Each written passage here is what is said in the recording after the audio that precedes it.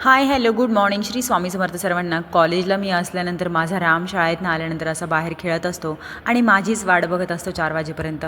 मुलांना असं बघून खूपच वाईट वाटतं, पण काय करणार आता. त्यानंतर आज मी जाणार आहे कुठे बघूया. दादा दादा तुम्ही काय करत होते? लसूण एकटे झाले. हा ते काय कोणत्या? हा तो आपण लावलेला होता लहानपणी तोच ना. दादा तुम्हाला कसं वाटलं? मी मळ्यात तुम्हाला एकदम सरप्राईज भेट दिली. कसं वाटलं? इकडे बघा दादा. तर आज मी आलेले होते माझ्या वडिलांच्या मळ्यामध्ये. तर आम्ही तिकडच्याच रस्त्याला माझं एक काम होतं त्यामुळे गेलेलो आणि म्हटलं चला आता आज मळ्यात जाऊन बघूया.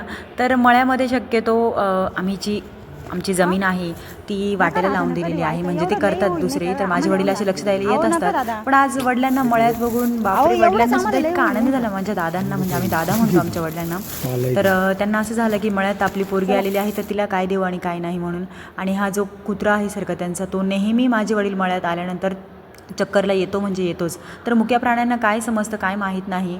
त्यानंतर मी तुम्हाला आता पूर्ण मळा दाखवते. मळ्यामध्ये भुईमुंग लावलेला आहे, गहू पण काढायला येईलच आता. त्यानंतर विहीर आहे मळ्यामध्ये आणि आमचा मळ्याचा पूर्ण व्लॉग मी तुम्हाला नक्की एक दिवस मोठा व्लॉग दाखवेल.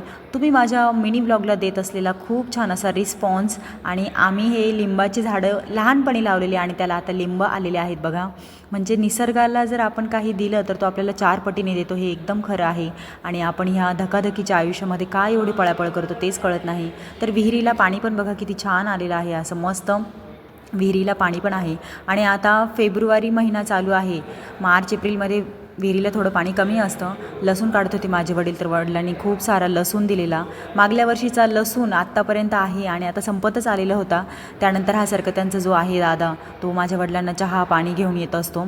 वडील घेऊन येतात भाकरी मळ्यामध्ये, पण तो येतो असं चक्कर मारायला. त्यानंतर हरभरा पण लावलेला आहे.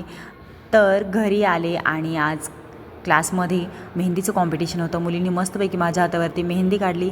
त्यांना इतका आनंद होता ना, म्हणजे लहान मुलं खरंच इतके त्यांच्याकडनं खूप काही शिकण्यासारखं असतं. तर त्यांना असं वाटलं की टीचरच्या हातावर मेहंदी काढायची. त्यानंतर राम पण उठलेला झोपलेला होता आणि मग रामच्या हातावर पण रामने रामचं नाव काढून घेतलेलं. तर आजचा मिनी व्लॉग कसा वाटला मला लाईक करून नक्की सांगा. भेटूया नेक्स्ट मिनी व्लॉगमध्ये. Bye bye.